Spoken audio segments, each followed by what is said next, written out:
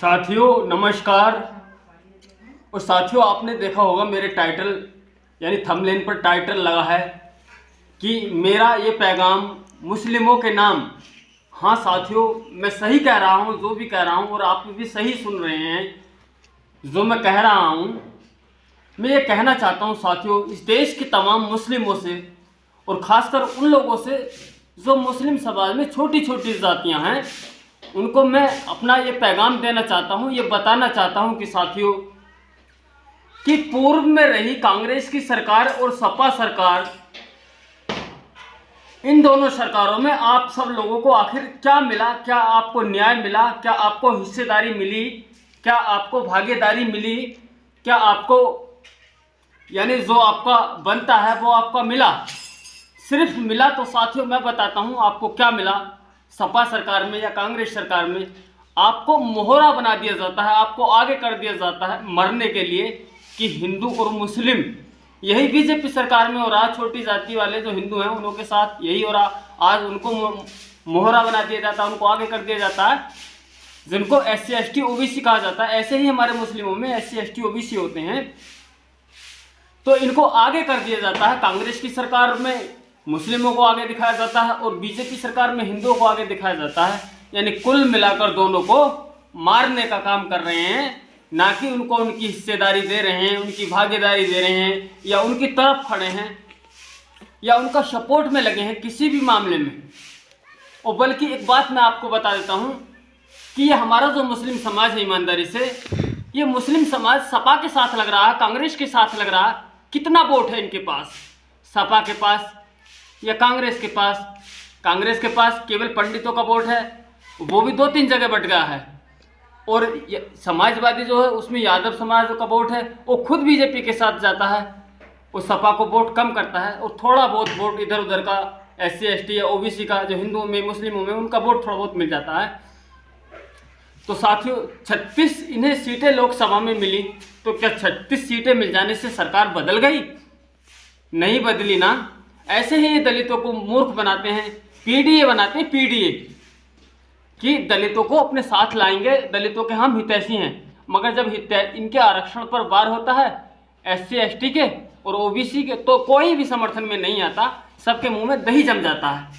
तो साथियों मैं और आपने एक चीज़ और मैं आपको बताना चाहता हूँ कि आज तक हमारे कितने मुस्लिम नेताओं को मार दिया गया, कितनों को जेल में अपनी ज़िंदगी बितानी पड़ रही है। क्या हमारे ये अखिलेश या राहुल गांधी किसी के समर्थन में आए? कुछ बोलते हैं? कुछ भी नहीं बोलते ना।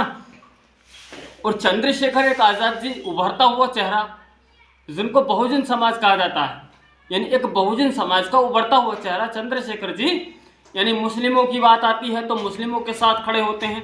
अभी तो वो मुख्यमंत्री भी नहीं, यानी सांसद भी अभी बने हैं, हमारे मुस्लिमों की बदौलत ही बने हैं। और कुछ हमारे SC ST का वोट उनको जम के पड़ा और मुस्लिमों का वोट मुस्लिमों में SC ST का पड़ा, और कुल मिलाकर उनको कामयाबी मिल गई। जब हम एक सीट पर जीत सकते हैं साथियों नगीना की, तो हमारा तो दबदबा SC वालों का, SC में हमारे हिंदू भी हैं, मुस्लिम भी हैं और ST और OBC का भी हमें समर्थन मिलता है। अब बात हिंदू मुस्लिम किया जाए तो हिंदुओं में हमारे दलित भाई का 22% वोट है और 22% वोट माना जाता है मुस्लिम साथियों का, तो 44 हो जाता है। और 44 जब बन जाता है तो साथियों सरकार बन जाती है। और यादव जी का वोट कितना? हमारे कांग्रेस और सपा का वोट, यादवों का वोट तो हमारे उत्तर प्रदेश में 8% माना जाता है और उसमें भी बीजेपी के साथ जाता है 3-4% वोट, तो 5% वोट बचता है। तो आप 5 वालों के साथ जाते हो, 22 वालों को आप छोड़कर 5 वालों के साथ जाते हो। और एक बात और मैं सुनिश्चित करना चाहता हूँ आपके बीच में कि आपको SC वाले, जिनको खासकर जाटव कहा जाता है, ये आपको कितना परेशान करते हैं और यादव आपको कितना परेशान करते हैं। आपने कभी कोई खबर नहीं सुनी होगी कि एक दलित ने, एक जाटव ने किसी मुस्लिम पर वार किया या किसी मुस्लिम को परेशान किया, बल्कि यादवों ने बहुत सारे मुस्लिमों को परेशान किया होगा। तो आप लोग उनके साथ जाते हो यार, जो लोग आपको कष्ट पहुंचाते हैं। ये जमाना क्यों चल पड़ा कि जो हमको मारे, जो हमको नुकसान पहुंचाए, हम उनके साथ चलते हैं। और मैं एक बात और आपको बता दूं, बहन जी की सरकार रही थी उत्तर प्रदेश में, तो क्या बहन जी ने आप लोगों को मरवाने का काम किया? क्या आपको बहन जी ने मोहरा बनाया? क्या आपको बहन जी ने भागीदारी नहीं दी? क्या आपको बहन जी ने हिस्सेदारी नहीं दी? चलो कोई बात नहीं, नहीं दी, आप उनसे नाराज हैं, तो जब उनकी सरकार थी तो हम लोग आपका कितना शोषण करते थे, आपको कितना परेशान करते थे? नहीं करते थे ना। एक भी घटना नहीं दिखा सकते आप ऐसी, और यादवों की बहुत सारी घटनाएं मिलती हैं। तो साथियों, अगर आप इस सत्ता को बदलना चाहते हैं तो आपको हमारे साथ आना पड़ेगा। अगर आपको बहन जी से नाराजी है तो आज़ाद समाज पार्टी की केतली को वोट करना पड़ेगा। अन्यथा आपने ये सोचा कि हम सरकार बदल देंगे बिना दलितों के साथ लगे, कि हम सपा की सरकार बनाएंगे, कांग्रेस की सरकार बनाएंगे, तो ये सरकार कभी नहीं जाने वाली। क्यों नहीं जाने वाली? हमको पता है ना, गाँव में रहते हैं हम लोग, किसका रुझान किसकी तरफ है, कौन वोट किसको देना चाहता। जब भी मुस्लिम कांग्रेस को या सपा को ज़्यादा वोट करेगा, फिर हम बीजेपी को ही वोट करेंगे।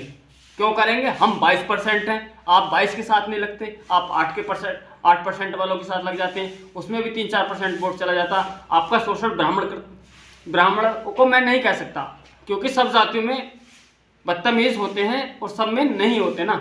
तो ज़्यादातर जो ऊंची जात वाले लोग होते हैं ये गरीब लोगों का शोषण करते हैं, और ये लोग नहीं चाहते आपकी सरकार बनाना। तो कुल मिलाकर मैं यही कहना चाहता हूं, अगर आप अपना भविष्य तलाश रहे हैं तो वो आपका भविष्य आज़ाद समाज पार्टी में है। अब हमारा दलितों का टोटल वोट आज़ाद समाज पार्टी के साथ है। आप भी हमारे साथ लग जाइए।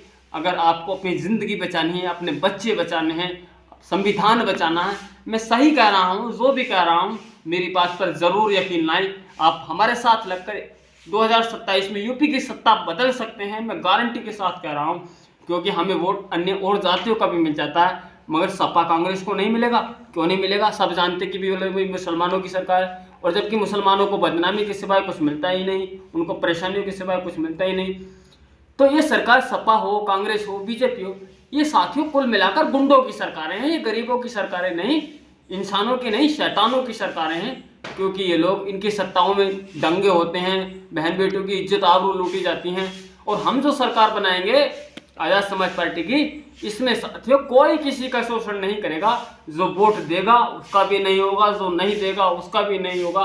क्योंकि हम जानते हैं ये बहुजन समाज हमारा समाज है, हम एक बहुजन समाज का हिस्सा हैं। इसीलिए तो बहन जी भी जानती थी कि बहुजन समाज हमारा, आज तक उन्होंने किसी भी समाज को प्रताड़ित नहीं किया, किसी को परेशान नहीं करवाया, किसी यानी एक पक्ष को कभी सताने का काम। और एक पक्ष, आपका ज़्यादा समय न लेते हुए मैं वीडियो को यहीं समाप्त करना चाहता हूं। और साथियों, अगर आपको मेरी ये बातें पसंद आई हैं, अच्छी लगी हैं और इनसे आप सहमत हैं, तो वीडियो को जरूर लाइक करना और कमेंट करके ज़रूर बताना कि मैं सही कह रहा हूँ या गलत कह रहा हूँ।